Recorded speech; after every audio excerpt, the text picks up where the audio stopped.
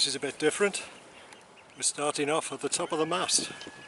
I'm just changing the wind transducer as the old one's packed up. So here we go.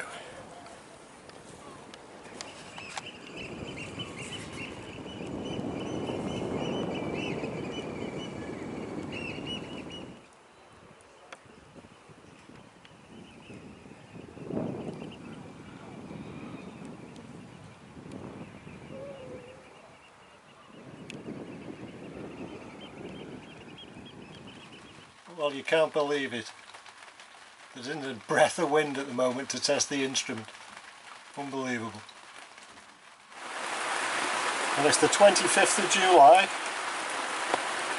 Welcome to Scotland.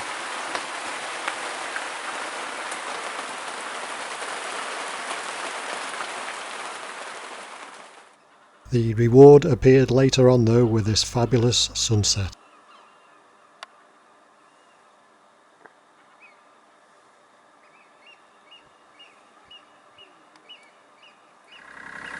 It's Sunday the 28th of July. We're just leaving Holy Loch in fantastic weather. Summer has just arrived, I think, in Scotland. It's t-shirts today. So yeah, we're heading around the corner into Loch Long, probably going up Loch Goil, which is a branch off Loch Long.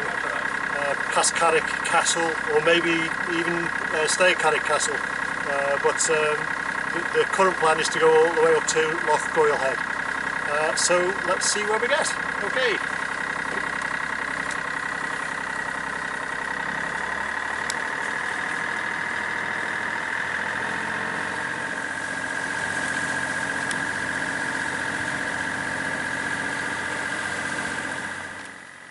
As we entered Loch Long, there was 3 or 4 knots of wind, just enough to push along this westerly towards Holy Loch.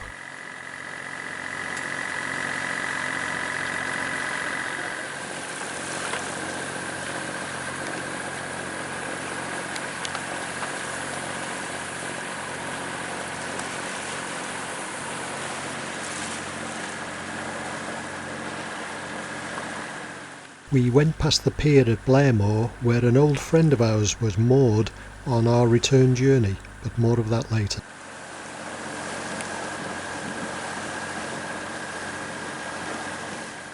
There was plenty of MOD navigation equipment in the area, and there were 2 or 3 boats anchored off Ardentiny.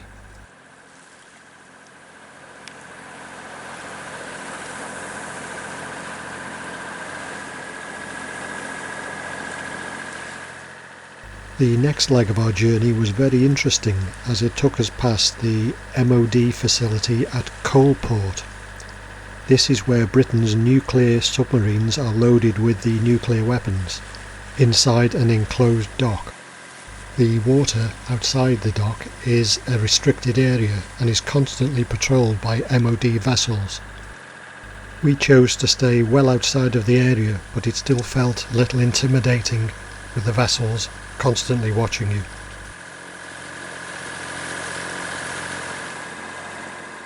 We soon approached the entrance to Loch Goil on our port side.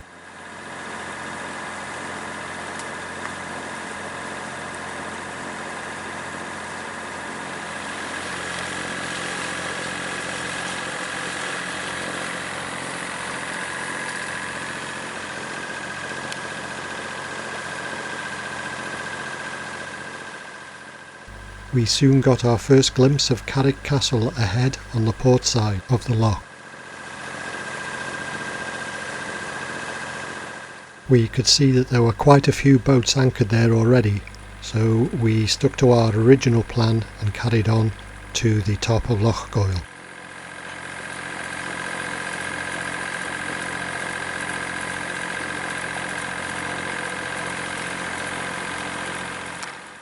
As we approached the head of the loch, we passed a couple of experimental platforms.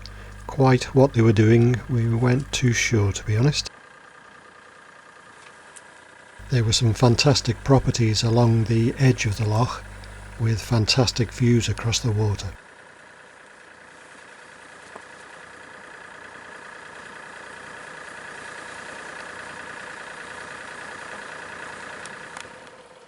We motored up to Loch Goil head quite cautiously, as it wasn't really apparent where the 14 visitors' moorings were.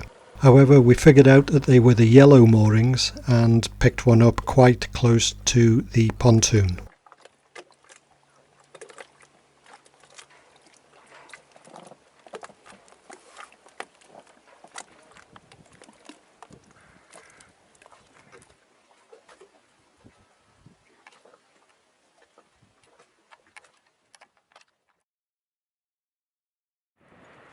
The following morning the wind was blowing over 20 knots, and I found that during the night the flag halyard had snapped. It had also jumped off the block and got caught down the side, so I had to frantically wiggle it for about half an hour before I could get it all down again, using the boat hook. There were plenty of water sports activities going on, adults as well as children, and everyone seemed to be having a great time. The Loch Goil head Jetty Trust had provided a really good bridge and pontoon facilities, and that was ideal for coming ashore in the dinghy. We had a walk around Loch Goil head and we found the local amenities like the Goil Inn and a grocery store for the basics.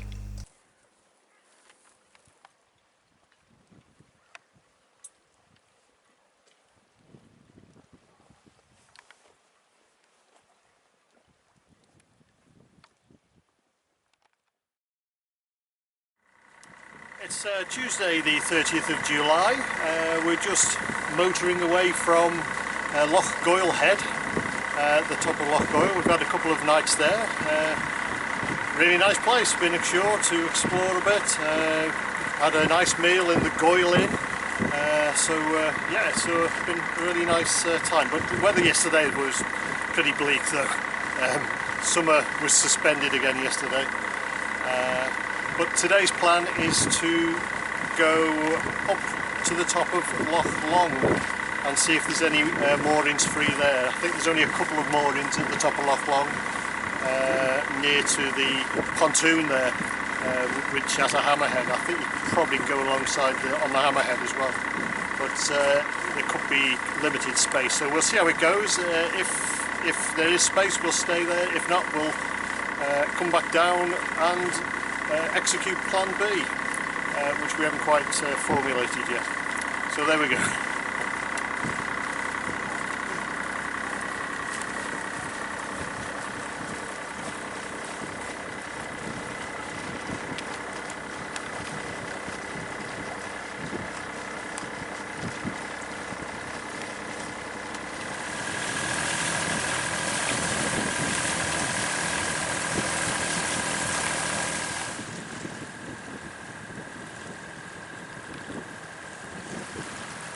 As we turned out of Loch Goil into Loch Long, we could see an absolutely enormous oil tanker ahead of us.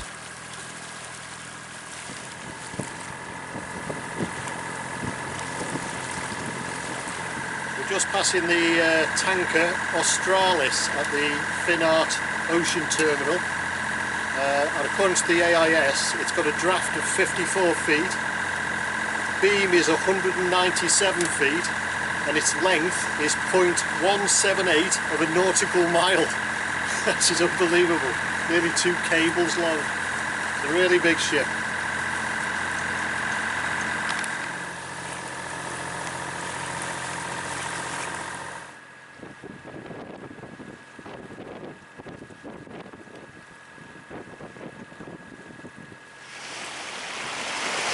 Well, it's absolutely fabulous scenery going up Loch Long.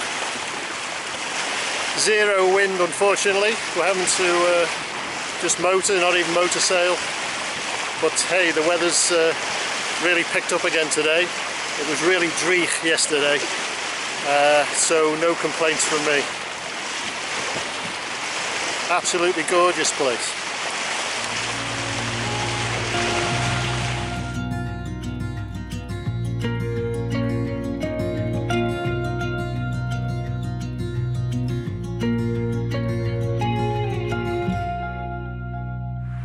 picked a mooring up at Arachar, I think. I'm not sure that's the right way to say it, but it's the head of Loch Long. First impressions, quite a pretty little place, looks well kept. There are two visitors moorings here just off the pontoon, and both were free. So the fact that it's blowing 26 knots at the moment could be a factor why there's no other boats here, but yeah, it's only supposed to be 2 to 4 today, so I'm guessing this is generated by the winds coming off the mountains, so let's hope it calms down a bit later on. Yes, and so we can get ashore in the dinghy, which isn't 50 metres away probably to the pontoon, but it does look like the Bass Straits at the moment. There's quite a few waves going past. So there we go, we'll have a cup of tea and enjoy the view.